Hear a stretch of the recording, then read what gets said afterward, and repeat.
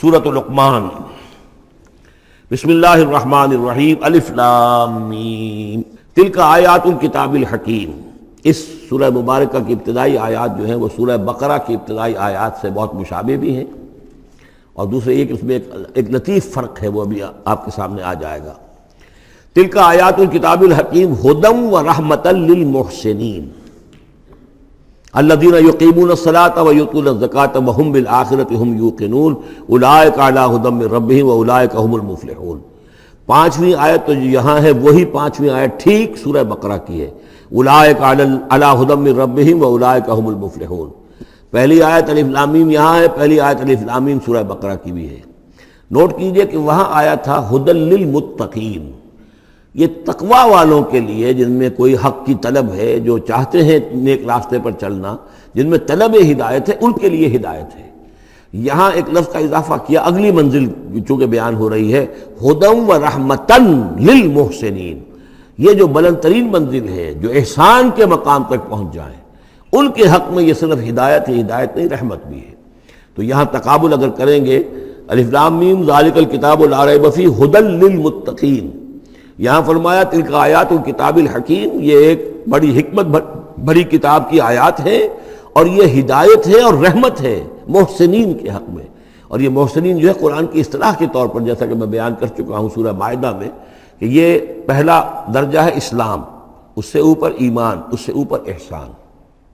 اذا ما اتقوا وآمنوا وعملوا الصالحات ثم اتقوا وآمنوا ثم اتقوا واحسنوا واللہ یحب المحسنین، ان کے حق میں یہ قرآن رحمت ہے۔ الذین، اب ان کے یہ اوصاف ہیں جو نماز قائم رکھتے ہیں، ویؤتون الزکاۃ، وہاں ہے ومما رزقناہم ینفقون، یہاں باقاعدہ لفظ زکوٰۃ آ گیا، وہ زکوٰۃ دیتے رہتے ہیں، یا یہ کہ اپنے تزکیے کے لیے ایک مسلسل کوشاں رہتے ہیں۔ وہم بالآخرۃ ہم یوقنون، اور آخرت پر ان کا پورا یقین ہے۔ اصل شے جو ہے جو انسان کے عمل اور کردار پر اثر انداز ہوتی ہے، وہ ایمان بالآخرہ ہے۔ اولئک علی ھدی من ربہم، یہ لوگ ہیں ہدایت پر اپنے رب کی جانب سے، واولئک هم المفلحون، اور یہی ہے فلاح پانے والے۔ وَمِنَ النَّاسِ مَن يَشْتَرِي لَهْوَ الْحَدِيثِ لِيُضِلَّ عَن سَبِيلِ اللَّهِ بِغَيْرِ عِلْمٍ، لوگوں میں سے کچھ ایسے بھی ہیں کہ جو کھیل کی باتیں خریدتے ہیں، کھیل کود، اور تاکہ لوگوں کی توجہ ادھر ہو جائے۔ اور یہ باقاعدہ کیا ہے نضر بن حارث، جو رؤسائے قریش میں سے تھا، اور اس شخص کا معاملہ یہ تھا کہ یہ حضور کے شدید ترین مخالفین میں سے تھا۔ اس نے یہ کیا کہ یہ لوگ جو ہیں، چونکہ عربوں کے اندر ذوق تو تھا، ان کے ہاں اچھے شاعروں کی بڑی قدر تھی، خطبہ ادب جو ہے، فصاحت و بلاغت جو ہے، اس سے ان کو دلچسپی تھی، قرآن مجید کی فصاحت اور بلاغت انہیں اپنی طرف کھینچتی تھی۔ وہ چاہتے تھے کہ یہ لوگ سنیں ہی نہ، تو وہ کہیں سے شام گیا اور وہاں سے کوئی گانا گانے والی ایک لونڈی لے آیا جو بہت اچھا گانا گاتی تھی، اور اس کی محفلیں اس نے منعقد کرانی شروع کر دی تاکہ لوگ آئیں یہاں پر اور یہ اس میں مگن رہیں، اور رات کا وقت وہاں لگائیں تو دن میں سوئیں۔ بہرحال کسی طریقے سے ان کی توجہات جو ہے اس کو محمد کی طرف سے ہٹا کر صلی اللہ علیہ وسلم، تو ان چیزوں میں لگا دیا جائے۔ اور یہ اچھی طرح سمجھ لیجئے کہ اس وقت دنیا میں یہ کھیلوں کا معاملہ، سپورٹس کا، گیمز کا معاملہ، اور پورے ذرائع ابلاغ کے اوپر معلوم ہوتا ہے چھائی ہوئی شے یہی ہے۔ ٹی وی کے اوپر تو معلوم ہوتا ہے کہ دنیا کی اہم ترین شے جو ہے وہ یہ گیمز ہیں، ان کے ٹورنامنٹس ہیں، وہ وہاں ہو رہا ہے، یہاں ہو رہا ہے، وہاں ہو رہا ہے، یہاں ہو رہا ہے، یہ ٹینس کا ہے، یہ فلاں کا ہے، یہ تیراکی کا ہے، اور یہ گیم، اس لیے کہ اسی کو دیکھتے رہو۔ جو بھی وقت کوئی فارغ ہے، ظاہر بات ہے کہ کہیں ایسا نہ ہو کہ کہیں بیٹھے بیٹھے کہیں اچانک خیال ہی آ جائے کہ بھئی سوچے انسان میں ہوں کون، کہاں سے آیا ہوں، کہاں جا رہا ہوں، زندگی کا مال کیا ہے، مقصد کیا ہے، اپنے حالات کے بارے میں ہی سوچے، دنیا کدھر جا رہی ہے، قوم کدھر جا رہی ہے، ملک کدھر جا رہا ہے، نہیں، ان کو مست رکھو۔ وہ اقبال نے تو کہا تھا کہ ابلیس نے یہ کہا اپنے کارندوں سے کہ مست رکھو ذکر و فکر صبح گاہی میں اسے، اور پختہ تر کر دو مزاج خانقاہی میں اسے۔ اس سے اگلی بات ہے کہ جو آج دنیا کے ابلیسوں نے جو ایجاد کی ہے، کہ یہ کھیل کود، اسی طریقے سے یہ ایکٹرز، یہ ڈرامے، اور پھر ان کے ایکٹرز اور ایکٹریسز کی زندگیاں، اور ان کے جو بھی سکینڈلز ہوں، جس طریقے سے کہ ان کو دنیا میں پھیلایا جا رہا ہے تاکہ وہ نوجوان نسل بھی بس ان دلچسپی میں پڑی رہے، تو یہ ہے اصل میں وہ فلسفہ۔ وَمِنَ النَّاسِ مَن يَشْتَرِي لَهْوَ الْحَدِيثِ، کھیل کود کی چیزیں خریدتے ہیں وہ لوگ، لِيُضِلَّ عَن سَبِيلِ اللَّهِ، تاکہ اللہ کے راستے سے گمراہ کریں، بغیر علم، بغیر علم کے۔ وَيَتَّخِذَهَا هُزُوًا، اور اللہ تعالیٰ کا جو معاملہ ہے اس کو یہ وہ ہنسی ٹھٹا بنا دیں۔ اولئک لہم عذاب مہین، یہ وہ لوگ ہیں کہ جن کے لیے اہانت آمیز عذاب ہے۔ وَإِذَا تُتْلَىٰ عَلَيْهِ آیاتنا وَلَّىٰ مُسْتَكْبِرًا، اور جب اسے سنائی جاتی ہیں ہماری آیات تو وہ وَلَّىٰ اپنی قبر پیٹھ موڑ کر چل دیتا ہے، مستکبرن استکبار کرتے ہوئے، کأن لم يسمعها، جیسے کہ اس نے سنی ہی نہیں، کأن فی اذنیہ وقرا، گویا کہ اس کے کانوں میں کوئی ثقل ہے، بوجھ ہے، اس نے سنا ہی نہیں کیا محمد نے سنایا ہے۔ فبشرہ بعذاب علیم، یہ سارا جو ہے یہ اس نضر بن حارث کے لیے یہ آیات نازل ہوئی ہیں۔ تو اے نبی اس شخص کو دردناک عذاب کا آپ کی بشارت دے دیجئے۔ ان الذین آمنوا وعملوا الصالحات لہم جنات النعیم، یقیناً وہ لوگ جو ایمان لائے اور جنہوں نے نیک عمل کیے ان کے لیے نعمتوں بھرے باغات ہیں، خالدین فیہا، جس میں وہ ہمیشہ ہمیشہ رہیں گے۔ وعد اللہ حقا، یہ اللہ کا وعدہ ہے جو سچا ہے، پختہ ہے، اٹل ہے، حتمی ہے، یقینی ہے۔ وہو العزیز الحکیم، اور وہ زبردست ہے، حکمت والا۔ خلق السماوات بغیر عمد ترونہا، اس نے آسمان بنا دیے بغیر ستونوں کے جو تمہیں نظر آتے ہوں۔ وَأَلْقَىٰ فِي الْأَرْضِ رَوَاسِيَ أَن تَمِيدَ بِكُمْ، اور اس نے زمین میں ایسے لنگر ڈال دیے ہیں کہ تمہیں لے کر ایک طرف کو لڑک نہ جائے، جھک نہ جائے۔ وَبَثَّ فِيهَا مِن كُلِّ دَابَّةٍ، اور اس میں ہر طرح کے جانور جو ہیں پھیلا دیے ہیں۔ وَأَنزَلْنَا مِنَ السَّمَاءِ مَاءً، اور اس نے اتارا ہے آسمان سے پانی۔ فَأَنبَتْنَا فِيهَا مِن كُلِّ زَوْجٍ كَرِيمٍ، اور اس میں ہر طرح کے جو ہے جوڑے نباتات کے اس نے پیدا کر دیے ہیں، ہر طرح کے۔ آپ کو معلوم ہے کہ ان کی بھی فیملیز ہوتی ہیں، یہ سٹرس فیملی ہے اور یہ فلاں فیملی ہے، اس طریقے سے اللہ تعالیٰ نے ان کے بھی خاندان بنائے ہوئے۔ ھذا خلق اللہ فارونی ماذا خلق الذین من دونہ، یہ تو ہے اللہ کی تخلیق، تم بھی مانتے ہو کہ اللہ نے بنایا، پھر ذرا مجھے دکھاؤ کیا چیز بنائی ہے انہوں نے جو اس کے سوا معبود تم نے بنا لیے ہیں۔ بل الظالمون فی ضلال مبین، ظاہر ہے کہ ایسے ان کے عقیدے میں بھی یہ بات نہیں تھی۔ یہ دوسری بات ہے کہ وہ متوجہ نہیں ہوتے تھے، جو کچھ کر رہے ہیں اس کا کبھی تجزیہ نہیں کرتے تھے، لیکن یہ ہے کہ یہ ظالم جو ہے یہ کھلی گمراہی میں پڑے ہوئے ہیں۔ اب جو دوسرا رکوع آ رہا ہے سورہ مبارکہ کا، یہ ہمارے اس منتخب نصاب کا ایک اہم درس ہے، اور یہ منتخب نصاب کا پہلا حصہ ہے جو جامع اسباق، سورۃ العصر، پھر آیت البر، تیسرا سبق یہ ہے۔ اس لیے کہ اس میں بھی وہ انسان کی نجات کے لیے جو چیزیں لازم ہیں وہ سب کی سب ان کا ایک اسکیلیٹن سمجھیے، اس کا جو ہے ایک خاکہ جو ہے، بلو پرنٹ اس کے اندر بھی آ گیا ہے۔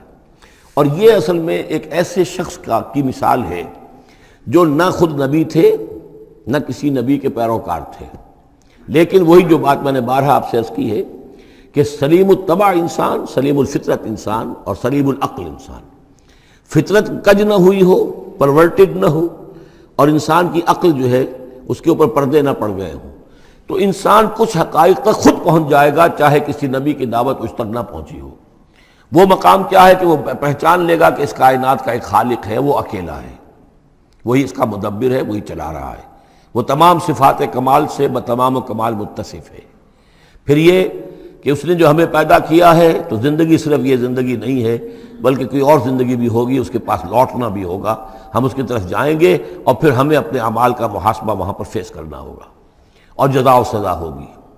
یہاں تک انسان پہنچ سکتا ہے، یعنی ایمان ابھی نہ کہیے، ایمان تو تصدیق کو کہتے ہیں، ایمان کا لفظ تو ہوتا ہے جبکہ نبی کی دعوت کی تصدیق کی جائے تو لفظ ایمان ہے، لیکن یوں سمجھیے کہ معرفت یا حکمت، معرفت اور حکمت کے یہ دو سٹیشنز ایسے ہیں کہ جس تک انسان پہنچ جاتا ہے بغیر وحی کی رہنمائی کے، اگر اس کی فطرت سلیم ہے، اس کی عقل سلیم ہے۔ اس کے بعد وہ سوال کرتا ہے، یہی میں نے سورہ فاتحہ میں آپ کو بتایا تھا کہ سورہ فاتحہ دعا ہے، لیکن کس شخص کی دعا ہے؟ عام آدمی کی دعا نہیں ہے، وہ ہمیں تلقین تو کی گئی ہے، نماز میں ہم وہی پڑھتے ہیں، لیکن اس میں پیش نظر کیا ہے کہ ایک شخص جو اپنی سلامتی طبع، سلامتی فطرت، سلامتی عقل سے یہاں تک تو پہنچ گیا کہ الحمدللہ رب العالمین الرحمن الرحیم مالک یوم الدین ایاک نعبد، یہاں تک تو وہ پہنچ گیا ہے۔ اے رب پھر تیری ہی بندگی کرنی چاہیے، تیری ہی مرضی پر چلنا چاہیے، لیکن تیری مرضی کس شے میں ہے یہ ہمیں معلوم نہیں، تو کس چیز سے راضی ہوتا ہے، کس سے ناراض ہوتا ہے یہ ہمیں معلوم نہیں، تیری بندگی کیسے کریں یہ ہمیں معلوم نہیں۔ تو اس سے آگے پھر ہے وہ جو اہدنا الصراط المستقیم، ایاک نعبد و ایاک نستعین اہدنا الصراط المستقیم۔ تو ایسی ایک شخصیت تھی حضرت لقمان کی، جہاں تک روایات ہیں ان سے معلوم ہوتا ہے کہ یہ حبشی النسل تھے۔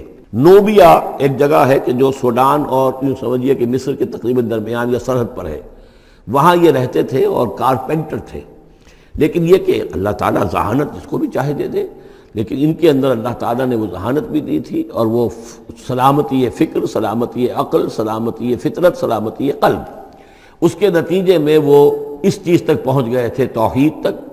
اور اس کے ساتھ ہی یہ ہے کہ اعمال انسان کے جو ہیں وہ ضائع جانے والے نہیں ہیں، ان کا کوئی نہ کوئی بدلہ مل کر رہے گا. باقی یہ کہ جو چیزیں وہی سے معلوم ہوتی ہیں، جنت دوزخ، وہ تو ان کے تذکرہ نہیں ملے گا اس کے اندر. جو چیزیں، اور کسی رسول کا تذکرہ بھی نہیں ملے گا، اس لیے کہ وہ کسی رسول کے امتی ہوتے تو تذکرہ کرتے. یہاں انہوں نے جو اپنی ایک حکیم اور دانا انسان نے اپنے ساری عمر کے سوچ کا جو لب لباب ہے، خلاصہ ہے، حاصل ہے، وہ اپنے بیٹے کو اپنے انتقال کے وقت وصیت کی شکل میں منتقل کیا ہے، اور اس کو اللہ تعالیٰ نے قرآن میں نقل کر دیا. کیونکہ ان کے اقوال کوٹ کیے جاتے تھے، جیسے ہم کوئی تقریر کرتے ہیں تو کبھی علامہ اقبال کا حوالہ دیتے ہیں، ان کا شعر کوٹ کر دیتے ہیں، کبھی کسی اور کا. تو یہ بھی اصل میں عرب میں خطباء اور شعراء جانتے تھے کہ یہ لقمان جو ہے یہ بہت ہی حکیم اور دانا انسان تھے، اور ان کے اقوال جو ہے کوٹ کیے جاتے تھے اشعار میں بھی اور خطبات میں بھی. تو اللہ نے بتایا کہ دیکھو یہ لقمان بھی جو اپنی سلامتی طبع اور سلامتی فکر کی وجہ سے جہاں تک پہنچا، وہ وہی اصول ہے کہ جن کی طرف محمد تمہیں دعوت دے رہے ہیں صلی اللہ علیہ وسلم. وَلَقَدْ آتَيْنَا لُقْمَانَ الْحِكْمَةَ، اور ہم نے لقمان کو دانائی عطا کی. دانائی کا نتیجہ کیا تھا؟ انشکر للہ، کہ شکر کرو اللہ کا. دانائی کا تقاضا، فطرت کی سلامتی کا تقاضا کیا ہے؟ جو بھی آپ کے ساتھ بھلائی کرے اس کے لیے ایک احسان مندی کے جذبات آپ میں پیدا ہونے چاہیے. اگر نہیں ہو رہا ہے تو فطرت جو ہے پرورٹڈ ہے، بس ہو گئی، جو بھی بھلائی کرے. اور عقل کا تقاضا کیا ہے کہ اصل جو ہے منعم اس کو پہچان لیا جائے، اور وہ اللہ ہے. تو نتیجہ کیا نکلے گا؟ وہ سلامتی طبع جمع سلامتی عقل، تو اللہ کو پہچان لیا جائے اور کہا جائے الحمدللہ، جہاں سے قرآن مجید شروع ہوتا ہے. انشکر للہ، کہ شکر کرو اللہ کا.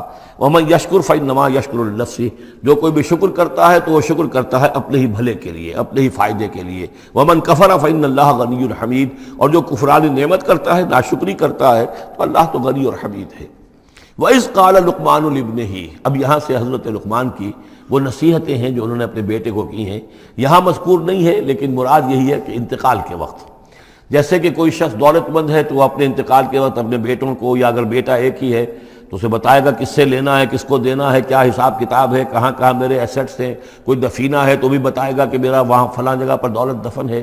ایک حکیم انسان کے پاس اصل شے اس کی ساری عمر کے غور و فکر کا جو حاصل ہے کہ میں نے جو کچھ سوچا ہے، میں نے جو کچھ بھی حاصل کیا ہے اپنی فطرت سلیمہ اور عقل سلیم کی رہنمائی میں، وہ میں تمہیں منتقل کر رہا ہوں.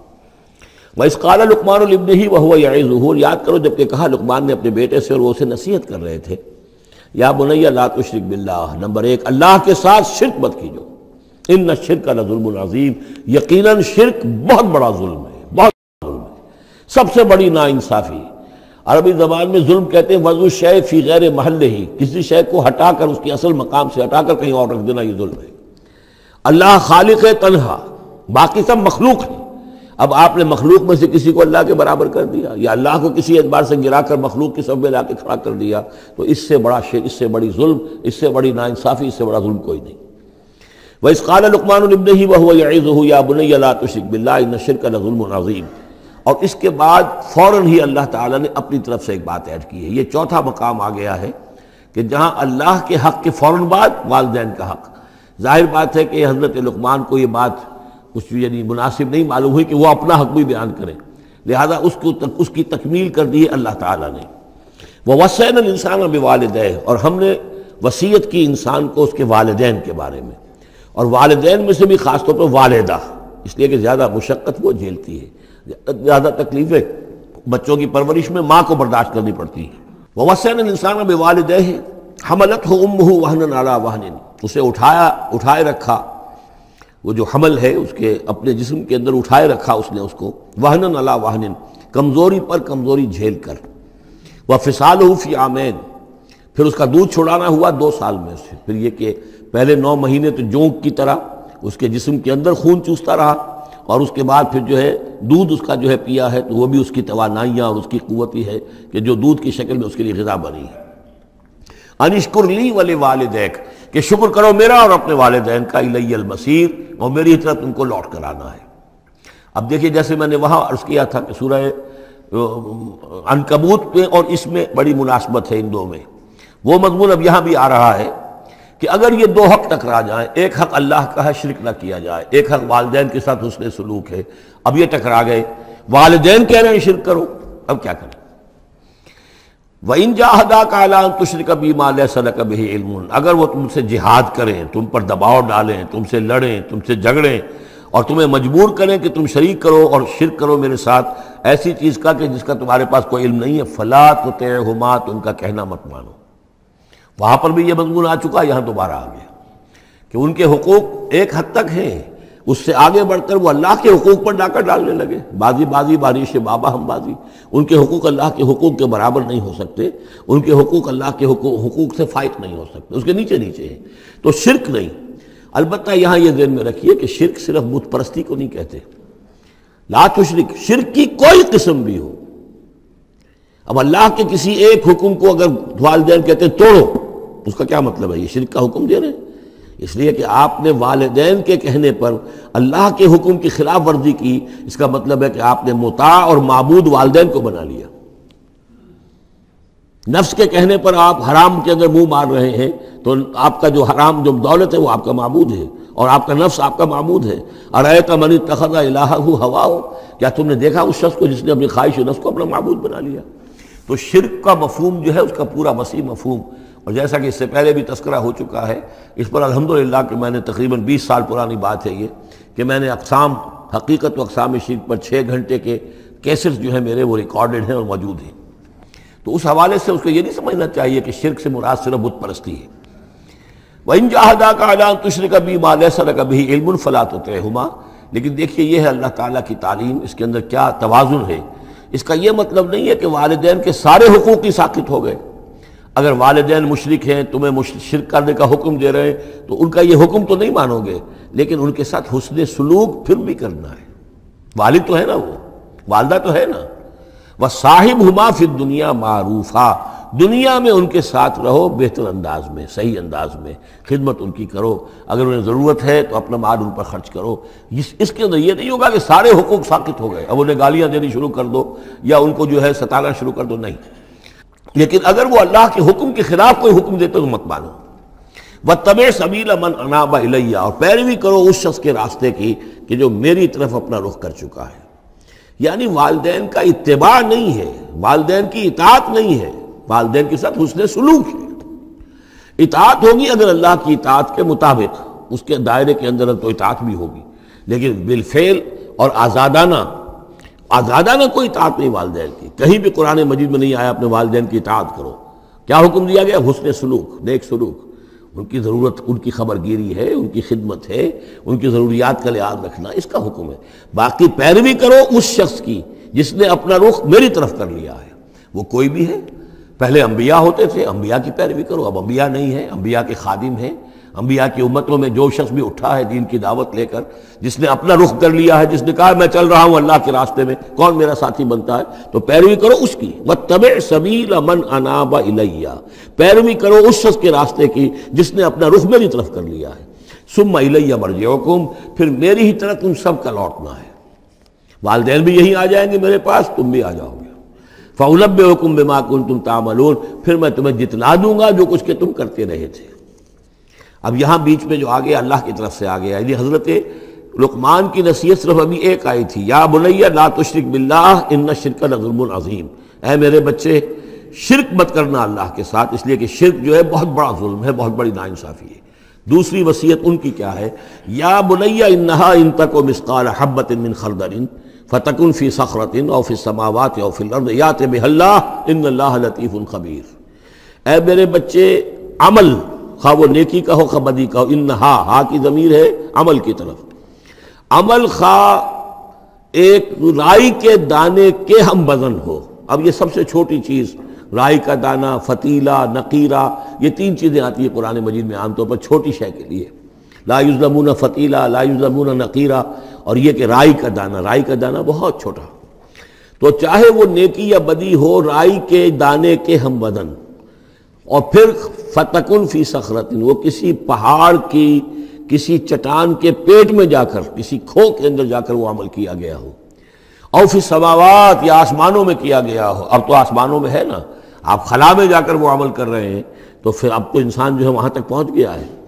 او فی الارض، یا زمین کے پیٹ میں گھس کر کیا گیا ہو، یاتی بہ اللہ، اللہ اسے لے آئے گا. یعنی انسانی اعمال، انسان اشرف المخلوقات ہے، اور انسانی اعمال ایسی گھٹیا چیز نہیں ہے کہ ایسے ضائع کر دے اللہ، چاہے وہ نیکی ہے چاہے بدی. فمن یعمل مثقال ذرۃ خیرا یرہ ومن یعمل مثقال ذرۃ شرا یرہ. لیکن عمل ضائع نہیں ہوگا، چاہے وہ رائی کے دانے کے برابر ہو، پھر چاہے وہ کسی چٹان میں گھس کر کیا گیا ہو، کسی پہاڑ کی کھو میں کیا گیا ہو، چاہے وہ خلا اور فضا کی پہنائیوں میں کیا گیا ہو، چاہے وہ زمین کے اندر سرنگ کھود کر کیا گیا ہو. یات بہ اللہ ان اللہ لطیف الخبیر، یقیناً اللہ تعالیٰ باریک بین ہے، باخبر ہے. اب دو چیزیں آ گئیں، اللہ کے ساتھ شرک نہیں، اور اعمال کے بارے میں دیکھ لو نیکی اور بدی کے نتائج نکل کر رہیں گے. اس سے آگے بعث بعد الموت کا یہاں تذکرہ نہیں ہے، اس سے بعد جنت اور دوزخ کا، اس لیے کہ یہ چیزیں معلوم ہوتی ہیں پھر نبی کے بتانے سے. اصولی طور پر جو چیز حکمت سے انسان جہاں تک پہنچ سکتا ہے وہ دو ہیں، ایک خالق اور اس کے ساتھ شرک نہ ہو، اور نمبر دو اس اعمال انسانی ان کا ضرور بدلہ ملے گا. اب اس کے بعد تیسری بات، یا بنی اقم الصلاۃ، نماز قائم رکھ. یعنی جس اللہ کو تم نے پہچان لیا ہے، اب محض ایک مرتبہ پہچان لینا کافی نہیں ہوگا، اسے یاد رکھنا ضروری ہے، ورنہ شیطان تمہیں ورغلائے گا، تمہیں ادھر ادھر سے جو ہے تمہارا نفس تمہیں غلط راستے پر ڈال دے گا، جب تک کہ یہ ایمان باللہ مستحضر نہ رہے ذہن کے اندر. اور ایمان باللہ کو مستحضر رکھنے کے لیے ذکر ہے جو ہم پڑھ چکے ہیں، اتل ما اوحی الیک من الکتاب واقم الصلاۃ ان الصلاۃ تنہی عن الفحشاء والمنکر. لہذا اب نماز کون سی تھی وہ ہم نہیں جانتے، لیکن کوئی ذریعہ ایسا ہونا چاہیے کہ تم اللہ کو یاد کیا کرو. یا بنی اقم الصلاۃ، اور نمبر 4 وَأَمُرْ بِالْمَعْرُوفِ وَانْهَ عَنِ الْمُنْكَرِ، اور نیکی کا حکم دو اور بدی سے روکو. یہ بھی تمہاری ذمہ داریوں میں سے ہے، یہ بھی انسان کی، یوں سمجھیے کہ اس کی انسانیت، اس کی شرافت، اس کی مروت کا تقاضا ہے کہ وہ اپنے جو ابنائے نو ہیں، جو بھی انسان ہیں، ان کی بھلائی کے لیے کوشاں ہوں، اور سب سے بڑی بھلائی ان کی، سب سے بڑی خدمت یہی ہے کہ انہیں برائیوں سے روکا جائے اور بھلائیوں کی دعوت دی جائے. وَاصْبِرْ عَلَىٰ مَا أَصَابَكَ، اور یہ بھی جان لو کہ اگر یہ امر بالمعروف و نہی عن المنکر کرو گے تو تکلیفیں آئیں گی، مصیبت آئیں گی. پسند تو کسی کو نہیں ہے کہ آپ اس پر تنقید کریں.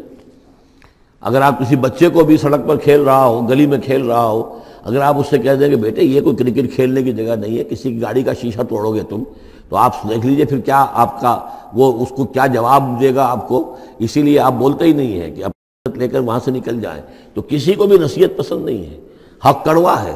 لہذا اب اگر حق کہنا ہے اور نصیحت کرنی ہے تو پھر تیار رہو کہ وہ ممکن ہے تمہیں پلٹ کر گالی دے دے، وہ کہے کہ تم پہلے ذرا اپنے دامن کو دیکھو تمہارے کتنے دھبے ہیں. اب جو بھی ہو برداشت کرو. اور اگر کوئی بڑی بات ہے، اگر فرعون کے سامنے جا کر حق کہو گے تو وہ تو کہے گا کہ میں تمہیں جیل میں ڈالوں گا. تو اس طریقے سے یہ وَاصْبِرْ عَلَىٰ مَا أَصَابَكَ، پھر جو شے بھی تم پر آئے اس پر صبر کرو. إِنَّ ذَلِكَ مِنْ عَزْمِ الْأُمُورِ، یقیناً یہ چیزیں ہیں جو بڑی ہمت کے کاموں میں سے. گویا کہ وہ چاروں چیزیں اس میں آ گئیں. وَالْعَصْرِ إِنَّ الْإِنسَانَ لَفِي خُسْرٍ إِلَّا الَّذِينَ آمَنُوا وَعَمِلُوا الصَّالِحَاتِ وَتَوَاصَوْا بِالْحَقِّ وَتَوَاصَوْا بِالصَّبْرِ. یہاں اصطلاحات ذرا علیحدہ ہو گئی، تواسی کے بجائے امر بالمعروف نہی عن المنکر آ گیا. صبر جو کا تو ہے، باقی ایمان اور وہ تمام چیزیں اعمال صالحہ میں سے نماز آ گئی، والدین کے ساتھ حسن سلوک آ گیا. آخری دو آیتیں ہیں وَلَا تُصَعِّرْ خَدَّكَ لِلنَّاسِ، اور دیکھو اپنے گالوں کو پھلا کر مت رکھو لوگوں کے سامنے، یعنی تکبر اور غرور اس انداز میں رہنا. وَلَا تَمْشِ فِي الْأَرْضِ مَرَحًا، اور تم زمین میں اکڑ کر نہ چلو. ان اللہ لا يحب كل مختال فخور، یقیناً اللہ تعالیٰ کو جو اکڑنے والے ہیں، اور یہ مختال بنا ہے خیل سے. خیل کہتے ہیں گھوڑے کو. گھوڑے کی چال میں ایک تمکنت ہوتی ہے، تو جب انسان بھی بڑی تمکنت کے ساتھ چلتا ہے تو وہ گویا کہ اختیال بن گیا. لا يحب كل مختال فخور، شیخی خورے، فخر کرنے والے، اکڑنے والے اللہ کو پسند نہیں ہے. یہ مضمون سورہ بنی اسرائیل میں بھی آ چکا ہے. وَلَا تَمْشِ فِي الْأَرْضِ مَرَحًا إِنَّكَ لَن تَخْرِقَ الْأَرْضَ وَلَن تَبْلُغَ الْجِبَالَ طُولًا، تم کتنا ہی پاؤں مار کر چلو ہماری زمین کو پھاڑ نہیں سکتے، اور کتنی گردن اکڑا لو، اونچے ہو جاؤ، سینہ تان لو اور اوپر ترا بھی چڑھا لو، لیکن یہ کہ تم پہاڑوں کی اونچائی تک نہیں پہنچ سکتے. آخری بات فرمائی وَاقْصِدْ فِي مَشْيِكَ، اپنی چال میں میانہ روی اختیار کرو. یہ میانہ روی ہر اعتبار سے، چال میں بھی، خرچ میں بھی.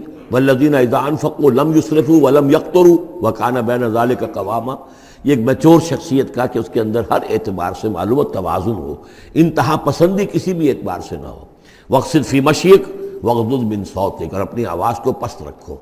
اس کا مطلب کیا ہے کہ کہیں کوئی آرگومنٹ ہے، کہیں جھگڑا ہو گیا ہے تو آواز کو بلند کرنے کی کوشش نہ کرو، بات اپنی کرو۔ عام طور پر یہ ہوتا ہے کہ جب آدمی دیکھتا ہے کہ میری دلیل تو کمزور پڑ گئی تو پھر وہ اپنی آواز کی والیوم بڑھا کر کوشش کرتا ہے کہ کمپنسیٹ کرے کہ دلیل عقلی اعتبار سے تو کمزور ہے لیکن میری آواز جو ہے وہ اس کے اندر وزن پیدا کر دے۔ وَلَا وَغْضُضْ مِنْ صَوْتِكَ، اور دیکھو إِنَّ أَنْكَرَ الْأَصْوَاتِ لَصَوْتُ الْحَمِيرِ، آواز جو گدھے کی ہوتی ہے وہ ڈھیچو ڈھیچو جب کرتا ہے تو بلند تو وہ بہت ہوتی ہے لیکن کس قدر ناپسندیدہ آواز ہے، کتنی ناپسندیدہ آواز ہے۔ تو آواز کی بلندی کوئی حسن نہیں ہے، اصل تو یہ شے ہے کہ آپ جو بات کہیں وہ وزنی ہو، وہ دلیل کے ساتھ ہو، اور وہ آپ اپنی بات کو منوا سکیں اس کے حوالے سے۔ أَلَمْ تَرَوْا أَنَّ اللَّهَ سَخَّرَ لَكُم مَّا فِي السَّمَاوَاتِ وَمَا فِي الْأَرْضِ وَأَسْبَغَ عَلَيْكُمْ نِعَمَهُ ظَاهِرَةً وَبَاطِنَةً وَمِنَ النَّاسِ مَن يُجَادِلُ فِي اللَّهِ بِغَيْرِ عِلْمٍ وَلَا هُدًى وَلَا كِتَابٍ مُنِيرٍ صدق اللہ العظیم۔ کیا تم نے دیکھا نہیں کہ اللہ تعالیٰ نے تمہارے لیے مسخر کر دیا ہے جو کچھ کے آسمانوں میں ہے اور جو کچھ کے زمین میں ہے؟ یعنی یہ کہ آسمان کے اندر سورج ہے، چاند ہے، یہ سب تمہاری ضرورتیں بہم پہنچانے میں لگے ہوئے ہیں۔ سورج کی تمازت ہے جس سے تمہاری فصلیں پکتی ہیں، اسی سے ہواؤں کا نظام چل رہا ہے، بارشوں کا برسنا، تو یہ سارا معلوم ہوتا ہے کہ تمہارے لیے یہ سب بستر بچھایا ہے اللہ نے اور ساری تمہاری ضرورتیں پوری کی ہیں۔ وَأَسْبَغَ عَلَيْكُمْ نِعَمَهُ، اور اس نے تم پر اپنی ساری نعمتیں مکمل کر دی ہیں، پوری کر دی ہیں۔ ظاہرۃً و باطنۃً، یہ نعمتیں ظاہری بھی ہیں باطنی بھی ہیں، جو باہر سے نظر آتی ہیں دکھتی ہیں جن کو ہم استعمال کرتے ہیں، بہت سی نعمتیں وہ جن کا ہمیں احساس ہی نہیں ہے۔ ہمارے وجود کے اندر کیا کچھ اللہ تعالیٰ نے ودیعت کیا ہوا ہے اس کا ہمیں پوری طرح احساس بھی نہیں۔ وَمِنَ النَّاسِ مَن يُجَادِلُ فِي اللَّهِ بِغَيْرِ عِلْمٍ، یہ آیت آ چکی ہے سورہ حج میں۔ لوگوں میں سے کچھ ایسے بھی ہیں جو جھگڑتے ہیں اللہ کے معاملے میں یا اللہ کے بارے میں یا اللہ کے احکام کے بارے میں، اللہ کی آیات کے بارے میں، بغیر اس کے کہ بغیر علم کہ ان کے پاس کوئی علم ہو، ولا ہدن، نہ کوئی رہنمائی اور ہدایت ہے، ولا کتاب منیر، نہ کوئی روشن کتاب ہے۔ وَإِذَا قِيلَ لَهُمُ اتَّبِعُوا مَا أَنزَلَ اللَّهُ قَالُوا بَلْ نَتَّبِعُ مَا وَجَدْنَا عَلَيْهِ آبَاءَنَا، اور جب ان سے کہا جاتا ہے کہ پیروی کرو اس کی جو اللہ نے نازل فرمایا ہے، قرآن اتارا ہے، اس کی پیروی کرو، قالوا، وہ کہتے ہیں، بل نتبع ما وجدنا علیہ آباءنا، بلکہ ہم تو پیروی کریں گے اس کی کہ جس کو پر ہم نے پایا ہے اپنے آباء و اجداد کو۔ اور آج کل خاص طور پر یہ لوک ورثہ اور ہماری پرانی روایات، قومی روایات، اور ہماری جو ہیں ہر علاقے کا ایک کلچر ہے، اس کلچر کو زندہ کیا جائے، کروڑ ہر روپیہ ان چیزوں میں صرف کیا جاتا ہے۔ اولو کان الشیطان یدعوہم الی عذاب السعیر، خواہ شیطان ان کو پکار رہا اور بلا رہا ہو، یہ جو باتیں بنا رہے ہیں در حقیقت یہ شیطان کی دعوت اور اس کی تبلیغ ہے در حقیقت جس کو انہوں نے قبول کیا ہے۔ یدعوہم الی عذاب السعیر، اور وہ انہیں بلا رہا ہے اس جہنم کے عذاب کی طرف۔ وَمَن يُسْلِمْ وَجْهَهُ إِلَى اللَّهِ وَهُوَ مُحْسِنٌ، اور جس شخص نے اپنا چہرہ اللہ کے سامنے جھکا دیا، تابع فرمان کر دیا اپنے چہرے کو الی اللہ، اللہ کی جانب، وَهُوَ مُحْسِنٌ، اور وہ احسان کی روش اختیار کرے، فَقَدِ اسْتَمْسَكَ بِالْعُرْوَةِ الْوُثْقَىٰ، تو اس نے تو مضبوط تھام لیا ہے مضبوط کنڈے کو، اس کا ہاتھ پڑ گیا ہے۔ یہ سورہ بقرہ میں بھی یہ الفاظ آئے تھے آیت کی کرسی کے فوراً بعد۔ فَمَن يَكْفُرْ بِالطَّاغُوتِ وَيُؤْمِن بِاللَّهِ فَقَدِ اسْتَمْسَكَ بِالْعُرْوَةِ الْوُثْقَىٰ وَإِلَى اللَّهِ عَاقِبَةُ الْأُمُورِ، اور تمام معاملات کا انجام آخر کار اللہ ہی کے ہاتھ میں ہے، اللہ ہی تک اس کو لوٹا دیا جائے گا۔ وَمَن كَفَرَ فَلَا يَحْزُنكَ كُفْرُهُ، اور اے نبی جو کفر کر رہا ہے تو آپ اس کے کفر اور کفر کے لیے جو وہ بھاگ دوڑ کر رہا ہے اس سے آپ پریشان نہ ہو، دلگیر نہ ہو۔ الینا مرجعہم، میری طرف ان سب کو لوٹنا ہے، فَنُنَبِّئُہُم بِمَا عَمِلُوا، ہم انہیں اچھی طرح بتا دیں گے، جتلا دیں گے جو کچھ کہ انہوں نے کیا تھا۔ ان اللہ علیم بذات الصدور، یقیناً اللہ تعالیٰ تو جو کچھ سینوں میں چھپا ہوا ہے اس سے بھی واقف ہے۔ نمتعہم قلیلا، ہم انہیں ذرا تھوڑی دیر کے لیے ساز و سامان دے رہے ہیں، دنیا کے اندر یہ مزے لے لیں، مزے لوٹ لیں۔ ثم نضطرہم الی عذاب غلیظ، پھر ہم انہیں کشاں کشاں لے آئیں گے، کھینچ کر پکڑ کر لے آئیں گے اس عذاب کی طرف جو بہت گاڑا ہے۔ وَلَئِن سَأَلْتَهُم مَّن خَلَقَ السَّمَاوَاتِ وَالْأَرْضَ لَيَقُولُنَّ اللَّهُ، اور جب اگر آپ ان سے پوچھیں کس نے پیدا کیا آسمان اور زمین تو وہ کہیں گے اللہ نے۔ قُلِ الْحَمْدُ لِلَّهِ، کہیے الحمدللہ، ساری حمد بھی پھر اسی کی ہے۔ بل اکثرہم لا یعلمون، لیکن یہ کہ ان کی اکثریت علم نہیں رکھتی۔ للہ ما فی السماوات والارض، آسمان اور زمین میں جو کچھ ہے وہ اللہ کے لیے ہے، اللہ ہی کا ہے، اللہ کی ملکیت ہے، یہ لام تملیک ہے، اللہ کی ملکیت ہے ہر وہ شے جو بھی کچھ ہے آسمانوں میں اور زمین میں۔ ان اللہ هو الغنی الحمید، یقیناً وہ غنی ہے، اسے کوئی احتیاج نہیں، اور حمید ہے، بڑی خوبیوں والا ہے، اپنی ذات میں ستودہ صفات ہے۔ وَلَوْ أَنَّ مَا فِي الْأَرْضِ مِنْ شَجَرَةٍ أَقْلَامٌ، اور اگر جتنے بھی زمین میں درخت ہیں وہ قلم بن جائیں، والبحر، اور سمندر جو ہے وہ سیاہی بن جائے، جیسے میں یہ مضمون سورہ کہف میں بھی آ چکا ہے۔ قُلْ لَوْ كَانَ الْبَحْرُ مِدَادًا لِكَلِمَاتِ رَبِّي وَلَنَفِدَ الْبَحْرُ قَبْلَ أَن تَنفَدَ كَلِمَاتُ رَبِّي وَلَوْ جِئْنَا بِمِثْلِهِ مَدَدًا، اگر پورا سمندر جو ہے میرے رب کے کلمات کو لکھنے کے لیے سیاہی بن جائے تو وہ سیاہی سمندر ختم ہو جائے گا، لیکن یہ کہ میرے رب کے کلمات ختم نہیں ہوں گے چاہے اتنا ہی سمندر اور لے آیا جائے۔ وہی مضمون یہاں بھی آ رہا، اور یہ بات نوٹ کی ہے، میں نے کئی مرتبہ آپ کو بتائی ہے کہ اہم مضامین قرآن مجید میں کم سے کم دو جگہ ضرور ملتے ہیں۔ وَلَوْ، اب وہاں پر صرف سیاہی کا تذکرہ تھا، یہاں سیاہی کے ساتھ قلم۔ وَلَوْ أَنَّ مَا فِي الْأَرْضِ مِنْ شَجَرَةٍ أَقْلَامٌ، اگر جتنے بھی درخت زمین میں ہیں وہ سب کے سب قلم بن جائیں۔ والبحر، اور سیاہی جو ہے یہاں پہ اب محظوظ سمجھیے مدادن، اور بحر جو ہے سمندر جو ہے وہ سیاہی کی شکل اختیار کر لے۔ یمدہ من بعدہ سبعۃ ابحر، اور اس سیاہی کو پھر مزید پھیلائے اور بڑھائے 7 سمندر اور اس کے اندر جو ہے ڈال دیے جائیں۔ ما نفدت کلمات اللہ، اللہ تعالیٰ کی کلمات ختم نہیں ہوں گے۔ اور یہ میں عرض کر چکا ہوں، اس سے مراد کیا ہے کہ ہر شے جو اس کائنات میں ہے اللہ تعالیٰ کے کلمہ کن کا ظہور ہے، تو گویا کہ یہ تمام مخلوقات جو ہے کلمات اللہ ہے۔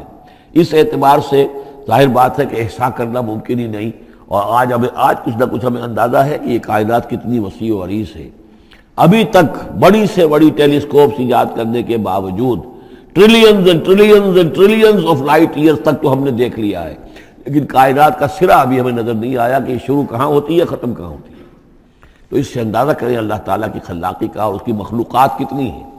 تو وہ جتنے بھی کلمات کن ہیں، اگر ان کو لکھنے کے لیے تمام جو ہے زمین کے درخت وہ قلم بن جائیں، اور تمام سمندر جو ہیں وہ سیاہی بن جائیں، اور 7 سمندر اور بھی اس میں ایڈ کر دیے جائیں، تب بھی یہ کہ اللہ کے کلمات ختم نہیں ہوں گے۔ ان اللہ عزیز الحکیم، یقیناً اللہ تعالیٰ زبردست ہے، حکمت والا۔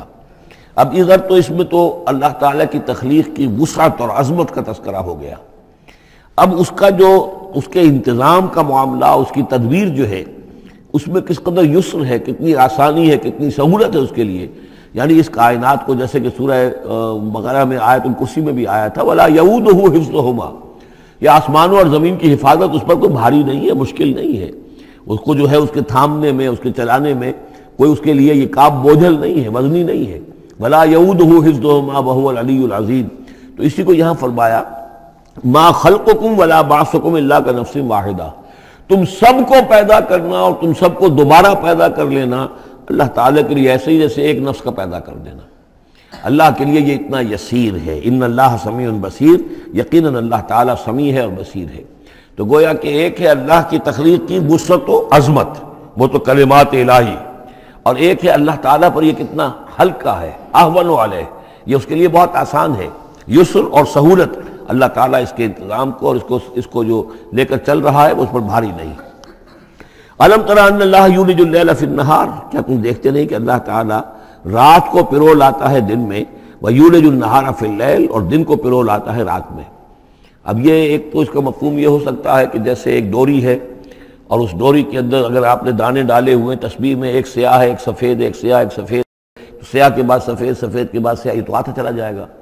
ایک یہ ہے کہ کبھی دن بڑھتا ہے اور رات گھٹتی ہے، گویا کہ دن جو ہے رات میں داخل ہو رہا ہے، کبھی رات بڑھنے لگتی ہے دن گھٹنے لگتا ہے، گویا کہ دن جو ہے وہ رات کو انکروچ کر رہا ہے، رات کے حصے کو گویا کہ اس نے قبضے میں کر لے لیا ہے۔ تو اس طریقے سے اللہ تعالیٰ پھرو دیتا ہے رات کو دن میں، دن کو رات میں۔ وَسَخَّرَ الشَّمْسَ وَالْقَمَرَ، اور اس نے مسخر کر دیا ہے سورج کو اور چاند کو، كُلٌّ يَجْرِي إِلَىٰ أَجَلٍ مُّسَمًّى، یہ سب کے سب چل رہے ہیں ایک وقت معین تک کے لیے۔ وَأَنَّ اللَّهَ بِمَا تَعْمَلُونَ خَبِيرٌ، اور یقیناً اللہ تعالیٰ جو کچھ کہ تم کر رہے اس سے باخبر ہے۔ ذَلِكَ بِأَنَّ اللَّهَ هُوَ الْحَقُّ، یہ اس لیے کہ اللہ حق ہے۔ وَأَنَّ مَا يَدْعُونَ مِن دُونِهِ الْبَاطِلُ، اور یہ کہ جس کو یہ پکار رہے ہیں اللہ کے سوا وہ سب باطل ہیں، ان کی کوئی حقیقت ہی نہیں۔ باطل اس کو کہتے ہیں جو نظر تو آئے ہو نہ، کوئی حقیقت اس کی نہ ہو، جیسے سراب، پانی نظر آتا ہے لیکن پانی ہے نہیں۔ وَأَنَّ اللَّهَ هُوَ الْعَلِيُّ الْكَبِيرُ، اور یقیناً اللہ تعالیٰ ہی ہے سب سے بلند و بالا اور سب سے بڑا اور عظمت والا۔ أَلَمْ تَرَ أَنَّ الْفُلْكَ تَجْرِي فِي الْبَحْرِ بِنِعْمَتِ اللَّهِ لِيُرِيَكُم مِّنْ آيَاتِهِ، کیا تم دیکھتے نہیں کہ کشتیاں چلتی ہیں سمندر میں یا دریا میں اللہ کی نعمتوں کو لے کر؟ ظاہر بات ہے ٹرانسپورٹ جو ہوتی تھی پہلے بہت بڑی، وہ سمندروں میں کشتیوں سے، دریاؤں میں بھی۔ لِيُرِيَكُم مِّنْ آيَاتِهِ، تاکہ وہ تمہیں دکھائے اپنی آیات میں سے۔ ان فی ذلک لآیات لکل صبار شکور، یقیناً اس میں آیات ہیں، لیکن کس کے لیے؟ ان سب لوگوں کے لیے جو صبر کرنے والے ہیں، شکر کرنے والے ہیں۔ صبار یہ بھی مبالغے کا صیغہ ہے، فعال کے وزن پر، بہت صبر کرنے والا۔ شکور فعول کے وزن پر ہے، بہت زیادہ شکر کرنے والا۔ وَإِذَا غَشِيَهُم مَّوْجٌ كَالظُّلَلِ، اور جب یہ کبھی سمندر میں ہوتے ہیں اور ان کے اوپر ایک موج چڑھتی ہے اور ڈھانپ لیتی ہے انہیں جیسے کہ بادل ہوں، ایسی موج آ رہی ہے کہ گویا کہ وہ تمہارے اوپر سے گزر جائے گی۔ دعوا اللہ مخلصین لہ الدین، تو وہ پکارنے لگتے ہیں اللہ کو اسی کے لیے اپنی اطاعت کو خالص کرتے ہوئے۔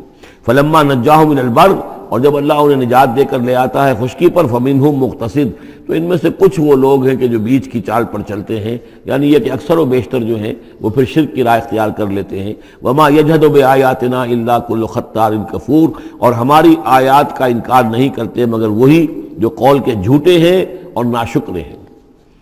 یا ایھا الناس اتقوا ربکم واخشوا یوما، اے لوگو اپنے رب کا تقوی اختیار کرو اور ڈرو اس دن سے، لا یجزی والد عن ولدہ، جس دن کوئی والد اپنے بیٹے سے کسی شے کو دور نہیں کر سکے گا، بچا نہیں سکے گا کسی بھی چیز سے، ولا مولود هو جاز عن والدہ شیئا، اور نہ ہی بیٹا جو ہے وہ اپنے باپ سے کوئی شے دور کر سکے گا، کوئی کسی کے کام نہیں آئے گا، نہ باپ بیٹے کے نہ بیٹا باپ کے، تو باقی سارے رشتے جو ہیں وہ تو اس کے بعد ثانوی ہیں۔ ان وعد اللہ حق، یہاں وہ آیت بھی یاد آ گئی ہوگی آپ کو، یا بنی اسرائیل اذکروا نعمتی التی انعمت علیکم انی فضلتکم علی العالمین واتقوا یوما لا تجزی نفس عن نفس شیئا ولا يقبل منها شفاعۃ ولا یؤخذ منها عدل ولا هم ينصرون۔ یا ایھا الناس اتقوا ربکم واخشوا یوما لا یجزی والد عن ولدہ ولا مولود هو جاز عن والدہ شیئا ان وعد اللہ حق، اللہ کا وعدہ سچا ہے، شدنی ہے، اٹل ہے، ہو کر رہے گا، قیامت آ کر رہے گی، جزا و سزا ہو کر رہے گی۔ فلا تغرنکم الحیات الدنیا، تو دیکھو تمہیں نہ دھوکے میں ڈال دے یہ دنیا کی زندگی، تم اسی کے اوپر ریجھ جاؤ، اسی میں مگن ہو جاؤ، اسی میں گم ہو جاؤ، تو گویا کہ یہ تمہارے لیے پھر دھوکے کی ٹٹی بن گئی کہ اصل زندگی سے تمہیں جو ہے ذہناً جو ہے اس نے غافل کر دیا۔ ولا یغرنکم باللہ الغرور، اور دیکھنا وہ دھوکے باز تمہیں اللہ تعالیٰ کی شان غفاری کے حوالے سے دھوکہ نہ دے۔ یہ شیطان آ کر یہ بھی کہتا ہے کہ اللہ تو بڑا غفار ہے، تم نے کیا کیا، کچھ چھوٹے سے گناہ تھوڑے سے کیے، اللہ کی مغفرت تو بہت وسیع ہے، خامخواہ کاہے کو گھبراتے ہو، کاہے کو توبہ کرتے ہو۔ تو یہ جو ہے اللہ کی رحیمی، اللہ کی شان غفاری کا حوالے سے دھوکے میں دینا انسان کو۔ ولا یغرنکم باللہ الغرور ان اللہ عندہ علم الساعہ، اللہ ہی ہے کہ جس کے پاس ہے قیامت کا علم کہ قیامت کب آئے گی۔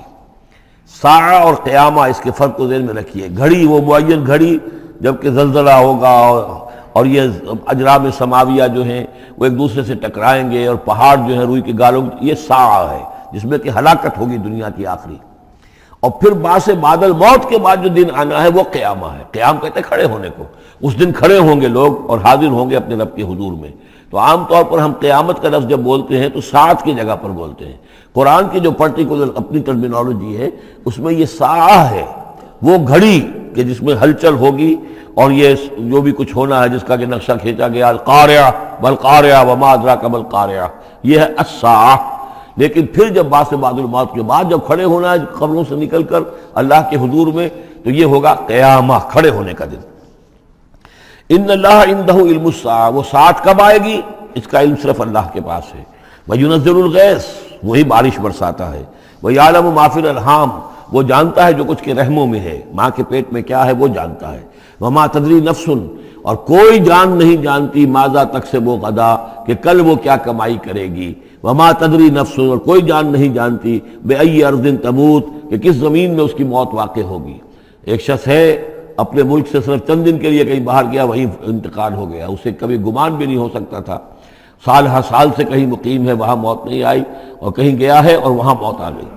تو کوئی نہیں جانتا کس زمین میں اس کی موت واقع ہوگی۔ ان اللہ علیم الخبیر، یقیناً اللہ تعالیٰ علیم اور خبیر ہے۔ یہ جو 5 چیزیں یہاں گنوائی گئی ہیں، اس میں آج کل بڑا اشکال ہے، اور لوگ کہتے ہیں کہ یہ آپ پتہ چل جاتا ہے کہ ماں کے رحم میں جو ہے، ماں کے پیٹ میں بیٹا ہے یا بیٹی ہے۔ اس کے 2 اعتبار سے اس کو سمجھ لیجئے۔ اس آیت میں 5 چیزوں کا ذکر ہے۔ پہلی چیز میں حصر کا اسلوب ہے کہ یہ چیز صرف اللہ کو معلوم ہے، اگرچہ یہاں یہ نہیں لکھا ہوا ہے کہ اللہ کے سوا کوئی نہیں جانتا، پھر بھی چونکہ حصر کا اسلوب ہے، ان اللہ عندہ علم الساعہ، یقیناً اللہ ہی ہے جس کے پاس ہے قیامت کا علم، ساعت کا علم۔ اس میں بھی گویا کہ نفی ہو گئی کہ کوئی اور نہیں جانتا۔ 2 آخری چیزوں میں بھی نفی ہے، وما تدری نفس ماذا تکسب غدا، کوئی نہیں جانتا کہ کل وہ کیا کمائے گا، اس میں بھی کیٹیگوریکل نفی ہے اس کی۔ وما تدری نفس بأی ارض تموت، یہ بھی پھر کیٹیگوریکل نفی ہے کہ نہیں کوئی جانتا، کوئی جان نہیں جانتی کہ کہاں اس کی موت واقع ہوگی۔